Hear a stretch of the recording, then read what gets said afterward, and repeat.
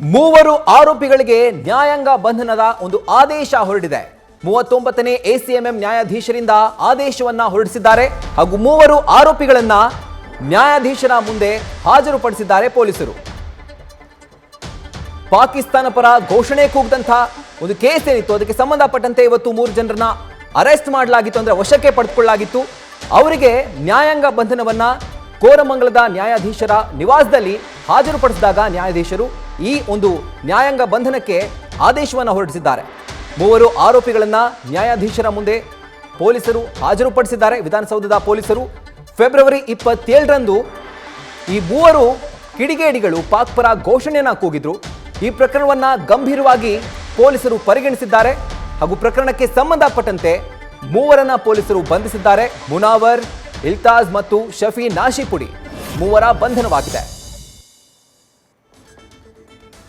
February 27ನೇ ತಾರೀಕು ವಿಧಾನಸೌಧದಲ್ಲಿ ಪಾಕ್ ಪರ ಘೋಷಣೆಯನ್ನ ಕೂಗದಂತಹ ಮೂವರನ್ನ ಎಫ್ಎಸ್ಎಲ್ ರಿಪೋರ್ಟ್ ಬಂದ ನಂತರ ಪೊಲೀಸರು ವಶಕ್ಕೆ ಪಡೆದುಕೊಂಡು ನ್ಯಾಯಾಧೀಶರ ಮುಂದೆ ಹಾಜರುಪಡಿಸಿ ಈಗ ನ್ಯಾಯಾಂಗ ಬಂಧನಕ್ಕೆ ಅವರನ್ನ ವಿಧಿಸಿರೋದು. ಆದೇಶವನ್ನ ಹೊರಡಿಸಿದ್ದಾರೆ ನ್ಯಾಯಾಧೀಶರು. ಹಾಗಾಗಿ ಪೊಲೀಸರು ಅವರನ್ನ ಬಂಧಿಸಿ ಕರೆದೊಯ್ತಿದ್ದಾರೆ. ಇದ್ರ ಬಗ್ಗೆ ಹೆಚ್ಚಿನ ಡೀಟೇಲ್ಸ್ ಕೊಡೋದಕ್ಕೆ ನಮ್ಮ ಪ್ರತಿನಿಧಿ ಚಂದ್ರು ಈಗ ಫೋನ್ ಇನ್ ಸಂಪರ್ಕದಲ್ಲಿದ್ದಾರೆ. ಚಂದ್ರು, ಈಗ 3 ಜನ ನ್ಯಾಯಾಂಗ ಬಂಧನಕ್ಕೆ ಅವರು ಒಪ್ಪಿಸಿರೋದು, ಹಾಗಾಗಿ ಇದ್ರ ಬಗ್ಗೆ ಹೆಚ್ಚಿನ ಡೀಟೇಲ್ಸ್ ಕೂಡ ಹಾಗಿದ್ರೆ ಶಿವಕುಮಾರ್.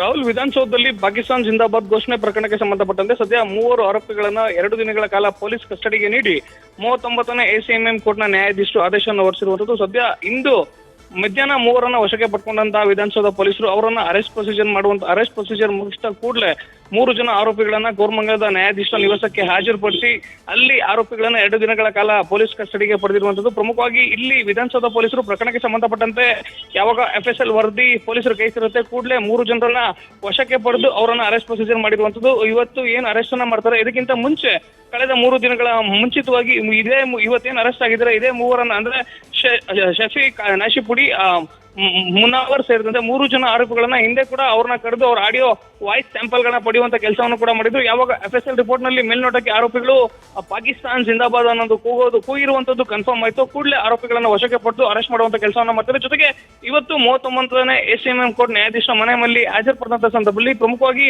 ನ್ಯಾಯಾಧೀಶರು ಆರೋಪಿಗಳ ಮೇಲಿರುವಂತಹ ಆರೋಪ ಅಂದ್ರೆ ವಿಧಾನಸೌಧದಲ್ಲಿ ಪಾಕಿಸ್ತಾನ್ ಜಿಂದಾಬಾದ್ ಅಂತೇಳಿ ಕರೆದಿದ್ದಾರೆ ಅನ್ನೋ ಆರೋಪವನ್ನು ಏನ್ ಹೊತ್ತಿದ್ದಾರೆ, ಅದಕ್ಕೆ ಸಂಬಂಧಪಟ್ಟಂತೆ ಎಫ್ಎಸ್ಎಲ್ ರಿಪೋರ್ಟ್ ಜೊತೆಗೆ ಪೊಲೀಸರು ಹಾಕಿರುವಂತ ಪೊಲೀಸರು ಹಾಕಿರುವಂತಹ ಆರೋಪ ಪಟ್ಟಿ ಏನಿದೆ ಅದನ್ನ ಕ್ರಾಸ್ ಚೆಕಿಂಗ್ ಮಾಡುವಂತ ಕೆಲಸವನ್ನ ಮೊದಲಿಗೆ ನ್ಯಾಯಾಧೀಶರು ಮಾಡ್ತಾರೆ. ತದನಂತರದಲ್ಲಿ ಪೊಲೀಸರು ಆರೋಪಿಗಳನ್ನ 5 ದಿನಗಳ ಕಾಲ ಪೊಲೀಸ್ ಕಸ್ಟಡಿಗೆ ಕೇಳಿದಂತ ಸಂದರ್ಭದಲ್ಲಿ 39ನೇ ಎಸಿಎಂಎಂ ನ ಕೋರ್ಟ್ನ ನ್ಯಾಯಾಧೀಶರು ಆರೋಪಿಗಳನ್ನ 2 ದಿನಗಳ ಕಾಲ ಪೊಲೀಸ್ ಕಸ್ಟಡಿಗೆ ನೀಡಿರುವಂತದ್ದು. ರಾಹುಲ್, ರೈಟ್ ಶಿವಕುಮಾರ್, ಈಗ ಈ ಪ್ರಕರಣಕ್ಕೆ ಸಂಬಂಧಪಟ್ಟಂತೆ ಮೂವರ ಬಂಧನ ಆಗಿದೆ. ಆದ್ರೆ ಗುಂಪಲ್ಲಿ ನೋಡಿದ್ರೆ ಅನೇಕ ಜನ ಇದ್ರು.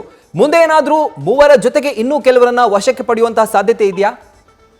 ರಾಹುಲ್, ಖಂಡಿತವಾಗ್ಲು ಪ್ರಕರಣಕ್ಕೆ ಸಂಬಂಧಪಟ್ಟಂತೆ ಪೊಲೀಸರು ಯಾವಾಗ ಎಫ್ಐಆರ್ ದಾಖಲು ಮಾಡ್ತಾರೆ, ಎಫ್ಐಆರ್ ದಾಖಲಾದಂತ ನಂತರದಲ್ಲಿ ಸುಮಾರು 27 ಜನರನ್ನ ನಾವು ಅವ್ರಿಗೆ ನೋಟಿಸ್ ಅನ್ನ ಕೊಟ್ಟು ಅವರ ವಿಚಾರಣೆಯನ್ನ ಮಾಡಿದೀವಿ ಅನ್ನೋ ಮಾತನ್ನ ಹೇಳ್ತಿದ್ರು. ಅಂದ್ರೆ ಪ್ರಕರಣಕ್ಕೆ ಸಂಬಂಧಪಟ್ಟಂತೆ ವಿಡಿಯೋ ಫುಟೇಜ್ ಗಳನ್ನ ಕಲೆಕ್ಟ್ ಮಾಡಿದಂತ ಪೊಲೀಸರು ಮೊದಲಿಗೆ ಆ ಒಂದು ವಿಡಿಯೋದಲ್ಲಿ ಯಾರೆಲ್ಲ ಒಂದು ಜಿಂದಾಬಾದ್ ಅಂತ ಕರೆದಿದ್ದಾರೆ ಅನ್ನೋ ಒಂದು ಸಸ್ಪೆಕ್ಟ್ ಇದೆ ಅವರೆಲ್ಲರಿಗೂ ಕೂಡ ನೋಟಿಸ್ ಅನ್ನ ಕೊಟ್ಟಿದ್ದೀವಿ. ಪ್ರಕರಣಕ್ಕೆ ಸಂಬಂಧಪಟ್ಟಂತೆ ಕಳೆದ 2 ದಿನಗಳ ಹಿಂದೆ ಖುದ್ದು ಪೊಲೀಸ್ ಆಯುಕ್ತರು ಹೇಳಿದಂತ ಮಾಹಿತಿ ಪ್ರಕಾರ ನಾವು ಸುಮಾರು 9 ಜನರ ವಾಯ್ಸ್ ಸ್ಯಾಂಪಲ್ ಗಳನ್ನ ಕಲೆಕ್ಟ್ ಮಾಡಿದ್ವಿ. ಜೊತೆಗೆ ಒಟ್ಟಾರೆ 27 ಜನರನ್ನ ಗುರುತಿಸಿದ್ವಿ. ಅವರೆಲ್ಲರನ್ನು ಕೂಡ ನೋಟಿಸ್ ಕೊಟ್ಟು ಕರೆದು ವಿಚಾರಣೆಯನ್ನ ಮಾಡ್ತೀವಿ. ಜೊತೆಗೆ ಅವರ ವಾಯ್ಸ್ ಸ್ಯಾಂಪಲ್ ಗಳನ್ನ ಕಲೆಕ್ಟ್ ಮಾಡ್ತೀವಿ ಅನ್ನೋ ಮಾತನ್ನ ಸ್ವತಃ ಪೊಲೀಸ್ ಆಯುಕ್ತರು ಹೇಳಿದ್ರು. ಅದರಂತೆ ಇವತ್ತು ಬಂಧನ ಆಗಿರುವಂತಹ 3 ಜನ ಆರೋಪಿಗಳೇನಿದ್ರೆ ಇವರ ವಾಯ್ಸ್ ಸ್ಯಾಂಪಲ್ ಅನ್ನು ಕೂಡ ಕಲೆಕ್ಟ್ ಮಾಡುವಂತ ಕೆಲಸವನ್ನ ಹಿಂದೆ ಪೊಲೀಸರು ಮಾಡಿದ್ರು. ಸದ್ಯ ಯಾವಾಗ 3 ಜನ ಆರೋಪಿಗಳು ಅರೆಸ್ಟ್ ಆಗ್ತಾರೆ, ಇನ್ನ ಉಳಿದಂತ ಏನು ಪೊಲೀಸರು 27 ಮಂದಿಯನ್ನ ಗುರುತಿಸಿದ್ರು. 27 ಮಂದಿ ಅವತ್ತು ರಾಜ್ಯಸಭೆಗೆ ನಾಸೀರ್ ಅಹಮದ್ ಅವರು ಸೆಲೆಕ್ಟ್ ಆದಂತ ದಿನ ಏನು ಜಿಂದಾಬಾದ್ ಅನ್ನ ಘೋಷಣೆ ಕೂಗಿರುವಂತ ಆರೋಪ ಹೊತ್ತಿದ್ರು. ಅವರೆಲ್ಲರನ್ನು ಕೂಡ ಕರೆದು ಆಡಿಯೋ ಸ್ಯಾಂಪಲ್ ಗಳನ್ನ ಕಲೆಕ್ಟ್ ಮಾಡುವಂತ ಕೆಲಸ ಮಾಡಬೇಕಾಗಿದೆ. ಆದ್ರೆ ಪ್ರಕರಣಕ್ಕೆ ಸಂಬಂಧಪಟ್ಟಂತೆ ಇದುವರೆಗೂ 9 ಜನರ ಆಡಿಯೋ ವಾಯ್ಸ್ ಸ್ಯಾಂಪಲ್ ಅನ್ನ ಕಲೆಕ್ಟ್ ಮಾಡಿದ್ದಾರೆ. 9 ಜನರ ಪೈಕಿ 3 ಜನರನ್ನ ಸದ್ಯ ಇವತ್ತು ಅರೆಸ್ಟ್ ಮಾಡಿ ಪೊಲೀಸರು ಕಸ್ಟಡಿಗೆ ಪಡ್ಕೊಂಡಿರುವಂತದ್ದು. ರಾಹುಲ್, ಎಸ್ ಶಿವಕುಮಾರ್, ಈಗ ಇನ್ನೊಂದು ವಿಷಯ ಏನು ಅಂತಂದ್ರೆ ಈ 3 ಜನ ಮೂರು ಬೇರೆ ಬೇರೆ ಜಾಗದಿಂದ ಬಂದಿದ್ದಾರೆ. ಒಬ್ರು ದೆಹಲಿ, ಇನ್ನೊಬ್ರು ಬೆಂಗಳೂರಿನವರು. ಹಾಗಾಗಿ ಇವರ ಬ್ಯಾಕ್ ಗ್ರೌಂಡ್ ಚೆಕ್ ಏನಾದ್ರು ಪೊಲೀಸರು ಮಾಡ್ತಾರಾ ಅಥವಾ ಮಾಡಿದಾರಾ ಈಗಾಗಲೇ? ರಾಹುಲ್, ಪ್ರಮುಖವಾಗಿ ಪ್ರಕರಣಕ್ಕೆ ಸಂಬಂಧಪಟ್ಟಂತೆ 3 ಜನರನ್ನು ಕೂಡ ಹಿಂದೆ ಎಲ್ಲರೂ ಕೂಡ ಒಮ್ಮೆಲೆ ಪೊಲೀಸ್ ವಿಚಾರಣೆಗೆ ಒಳಪಟ್ಟಂತವ್ರು. ಜೊತೆಗೆ ಆಡಿಯೋ ಸ್ಯಾಂಪಲ್ ಗಳನ್ನು ಕೂಡ ಪೊಲೀಸರಿಗೆ ಕೊಟ್ಟಂತವ್ರು. ಪೊಲೀಸರು ವಿಚಾರಣೆ ವೇಳೆಯಲ್ಲಿ ಪ್ರಶ್ನೆ ಮಾಡಿದಂತ ಸಂದರ್ಭದಲ್ಲಿ ನಮ್ಗೆ ವಿಧಾನಸಭೆಗೆ ನಾಸೀರ್ ಅಹಮದ್ ಅವರು ಯಾವಾಗ ರಾಜ್ಯಸಭೆಗೆ ಆಯ್ಕೆ ಚುನಾವಣೆಗೆ ಸ್ಪರ್ಧೆಯನ್ನ ಮಾಡ್ತಾರೆ ಅವರಿಂದ ನಾವು ಪಾಸ್ ಅನ್ನ ಪಡೆದಿದ್ವಿ. ಜೊತೆಗೆ ನಾಸೀರ್ ಅಹಮದ್ ಅವರು ಕೊಟ್ಟಂತ ಪಾಸ್ನ ನಾವು ಪಡ್ಕೊಂಡ್ ಬಂದಿದ್ವಿ ಅಂತೇಳಿ ಒಂದ್ ಕಡೆ ಪೊಲೀಸರು ಮುಂದೆ ಸ್ಟೇಟ್ಮೆಂಟ್ ಅನ್ನ ಕೊಡ್ತಾರೆ. ಆದ್ರೆ ನಾಸೀರ್ ಅಹಮದ್ ಅವರನ್ನ ಕೇಳಿದಂತ ನಾಸೀರ್ ಅಹಮದ್ ಅವ್ರಿಗೂ ಕೂಡ ಪ್ರಕರಣಕ್ಕೆ ಸಂಬಂಧಪಟ್ಟಂತೆ ಅವರ ಸ್ಟೇಟ್ಮೆಂಟ್ ಪಡ್ಕೊಳ್ಳುವಂತ ಕೆಲಸವನ್ನು ಕೂಡ ಪೊಲೀಸರು ಮಾಡಬೇಕು. ಆದ್ರೆ ಇದಕ್ಕವರೆಗೂ ಕೂಡ ನಾಸೀರ್ ಅಹಮದ್ ಅವರ ಸ್ಟೇಟ್ಮೆಂಟ್ ಅನ್ನ ಪಡ್ಕೊಳ್ಳುವಂತ ಕೆಲಸವನ್ನ ವಿಧಾನಸೌಧ ಪೊಲೀಸರು ಮಾಡಿಲ್ಲ.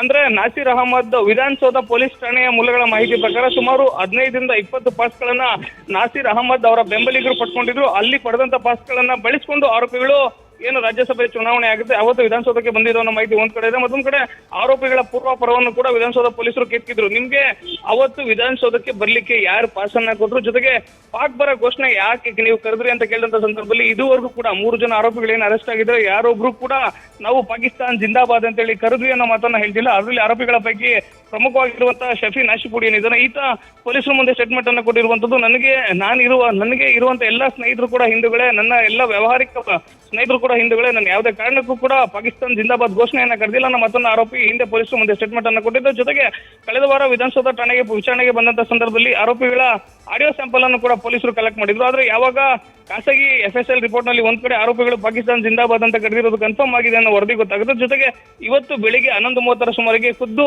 ಗೃಹ ಸಚಿವರು ಒಂದು ಸಭೆಯನ್ನ ಮಾಡ್ತಾರೆ. ಬೆಂಗಳೂರು ಪೊಲೀಸ್ ಕಮಿಷನರ್ ಕಚೇರಿಯಲ್ಲಿ ಒಂದ್ ಕಡೆ ಬೆಂಗಳೂರು ಪೊಲೀಸ್ ಕಮಿಷನರ್ ಜೊತೆಗೆ DGIGP ಜೊತೆ ಸೇರಿದಂತೆ ಬೆಂಗಳೂರಿನ ಎಲ್ಲ IPS ಅಧಿಕಾರಿಗಳ ಸಭೆಯನ್ನ ಕರೀತಾರೆ. ಪ್ರಮುಖವಾಗಿ 2 ವಿಚಾರಗಳ ಬಗ್ಗೆ ಚರ್ಚೆನ ಮಾಡಿದ್ವಿ ಅಂತೇಳಿ ಖುದ್ದು ಗೃಹ ಸಚಿವರು ಕನ್ಫರ್ಮ್ ಮಾಡ್ತಾರೆ. ಒಂದು, ಬೆಂಗಳೂರು ಬಾಂಬ್ ಬ್ಲಾಸ್ಟ್ ಪ್ರಕರಣಕ್ಕೆ ಸಂಬಂಧಪಟ್ಟಂತ ಮೀಟಿಂಗ್ ಆಯ್ತು. ಜೊತೆಗೆ ಪಾಕಿಸ್ತಾನ್ ಜಿಂದಾಬಾದ್ ಅಂತ ಕರೆದಿರುವಂತ ಆರೋಪ ಯಾರಿದೆ, ಒಂದ್ ವೇಳೆ ಕರೆದಿದ್ರೆ ಅಂತವ್ರನ್ನ ಕೂಡಲೇ ಬಂಧಿಸ್ತೀವಿ ಅನ್ನೋ ಮಾತನ್ನ ಗೃಹ ಸಚಿವರು ಇವತ್ತು ಖಡಕ್ಕಾಗಿ ಸೂಚನೆಯನ್ನು ಕೊಡ್ತಾರೆ. ಗೃಹ ಸಚಿವರ ಮೀಟಿಂಗ್ ಆದಂತ ಕೆಲವೇ ಗಂಟೆಗಳಲ್ಲಿ 3 ಜನ ಆರೋಪಿಗಳನ್ನ ವಿಧಾನಸೌಧ ಪೊಲೀಸರು ಅರೆಸ್ಟ್ ಅನ್ನು ಮಾಡಿರುವಂತದ್ದು. ಆದ್ರೆ ಪೊಲೀಸರ ವಿಚಾರಣೆ ವೇಳೆಯಲ್ಲಿ ಬಂಧಿತರಾಗಿರುವಂತಹ 3 ಜನ ಆರೋಪಿಗಳು ಇದುವರೆಗೂ ಮಾಡಿರುವಂತ ತಪ್ಪನ್ನು ಒಪ್ಕೊಳ್ತಿಲ್ಲ. Rahul, right, thank you Shivakumar ನಿಮ್ಮ ಡೀಟೇಲ್ಸ್ಗೆ. ನ್ಯೂಸ್ ಫಸ್ಟ್ ನಿರ್ಭೀತಿಯಿಂದ ನಿಮ್ಮ ಪರವಾಗಿ.